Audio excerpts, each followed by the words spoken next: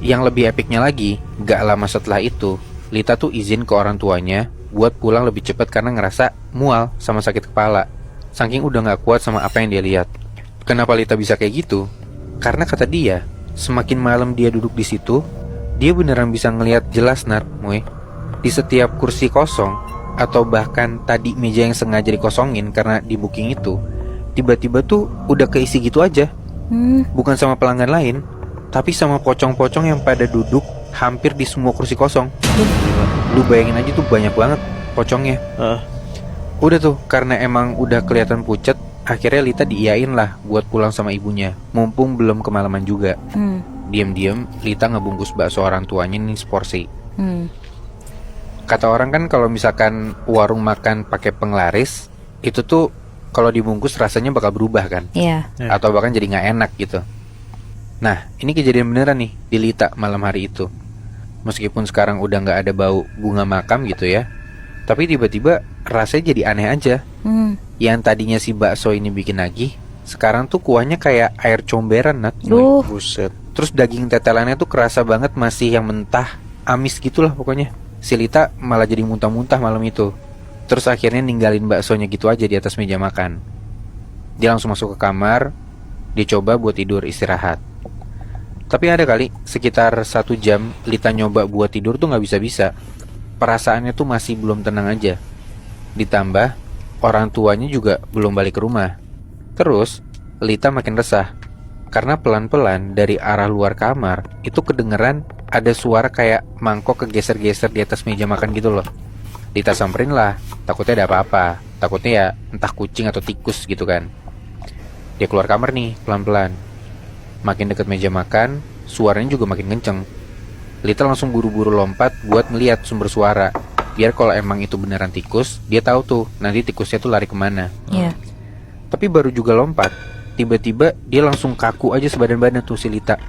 Katanya persis di depan dia sekarang tuh udah ada sosok yang gak tahu apa, tapi yang jelas badannya tuh kecil, rambutnya panjang dan kasar, lagi jongkok ngadep ke mangkok bakso yang Lita tinggal tadi, sambil ngabisin baksonya. Dan gak cuman itu Moy.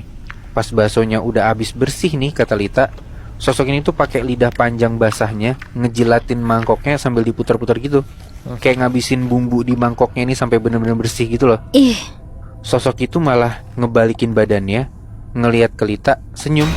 Dan ternyata mukanya tuh udah keriput, bahkan sampai kayak meleleh gitu. Sama matanya tuh juga kendor ke bawah, jadi kayak seolah-olah bentuk matanya tuh vertikal gitu. Dan belok gede banget. Pokoknya nyeremin banget deh. Dan karena bingung mau kemana, dia langsung cabut tanpa bawa apa-apa, lari keluar rumah nyamperin pangkalan ojek. Terus minta dianterin balik lagi ke warung bakso orang tuanya ini detik itu juga. Dan itu udah sekitar jam 11 malam. Pas nyampe di warung orang tuanya, situasinya masih terang dan pembelinya juga masih cukup banyak. Karena sesuai target sebelumnya, untuk awal-awal minggu ini emang mau buka sampai tengah malam kan. Lita ingat kalau beberapa pembeli malam itu bahkan bisa dibilang ada pejabat-pejabat daerah lah yang lagi santai ngobrol sama kedua orang tuanya. Tapi pembeli sisanya tau gak? Kata Lita, pembeli lain tuh pembeli yang sama yang dia udah lihat dari sore tadi. Orang, manusia. Kayak mereka tuh ketagihan makan bakso di situ dan gak balik-balik Moy. Aneh banget kan? Karena gak mau ganggu orang tuanya, seperti biasa Lita lari lah ke area kasir aja. Duduk di situ berharap dia bisa merem karena kecapean. Dia mikir ya udah mending di warung deh, walaupun sama-sama ngelihat hal mistis, tapi at least gua nggak sendirian gitu. Pas Lita duduk sambil nindurin kepalanya ke meja ujung area kasir, dia ngelihat kayak ada bayangan gitu ngelewatin sebelah dia, kayak jalan ngedeket ke arah area kasir. Lita kira itu ya orang tua dia, tapi kok bayangannya makin lama tuh makin banyak, gak cuma 2 orang. Ternyata yang lewat itu bukan bokapnya, bukan juga nyokapnya, tapi ternyata rombongan pocong jalan baris gitu, kayak lewat aja nyuekin Lita. Terus mereka tuh kayak ngerubungin gerobak tungku baksonya. Secara serentak si pocong-pocong ini tuh kayak nundukin badannya buat ngedeketin muka mereka ke arah tungku bakso. Dan gilanya lagi, yang lo pada mungkin udah kira ya, pocong-pocong ini kayak gantian buat netesin air liur atau ngeludah ke area tungku baksonya itu. Oh, biar enak makanannya. Itu dia. Lita sampai beneran teriak kenceng mampus dari situ. Pokoknya Lita keluar area kasir sambil teriak, ada pocong, ada pocong. Pokoknya histeris banget. Bapaknya Lita langsung sigap nyamperin Lita tuh di situ. Tapi bukan buat nenangin. Bapaknya ini malah kelihatan marah sambil narik Lita buat dibawa ke belakang warung.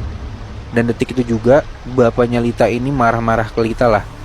Ternyata bener Nat, Muy, usaha orang tuanya ini emang pakai penglaris. Dan kata mereka cuman ini satu-satunya cara biar percobaan usahanya tuh nggak gagal lagi. Lita sempet ada beberapa waktu debat gitu sama bapaknya. Tapi ya semua mental gitu aja. Karena ujung-ujungnya bapaknya bilang, kamu nggak usah banyak omong kalau hidup kamu, uang jajan kamu masih bapak yang kasih. Intinya karena kejadian malam itu, hubungan Lita berikutnya bisa dibilang gak baik-baik aja lah sama kedua orang tuanya, khususnya si bapaknya itu. Dan gak nunggu lama, akhirnya Lita dapat kabar kalau dia tuh keterima kuliah di luar kota dan full beasiswa lagi. Jadi dia ada senengnya di situ. Karena pada akhirnya dia bisa keluar dari rumah dan gak perlu ngeliat langsung apa yang dilakuin sama kedua orang tuanya ini. Walaupun di awal-awal kuliahnya, ya ibunya masih ngirimin duit tuh ke Lita. Tapi Lita takut banget buat pakai duit haram ini. Makanya dari awal kuliah, si Lita tuh nyoba buat nyari duit sendiri. Uang dari orang tua tadi kemana, ya disimpan aja. Atau sesekali diinfakin, atau dikasih ke orang-orang yang lebih butuh aja. Gue gak tahu ini benar apa enggak.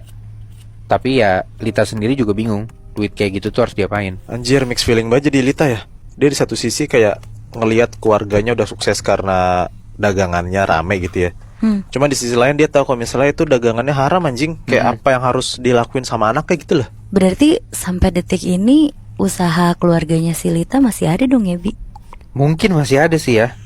Dan ya berarti bisa dibilang selama waktu-waktu dia tuh baru lulus SMA menuju kuliah, ya dia makan duit haram. Iya lagi.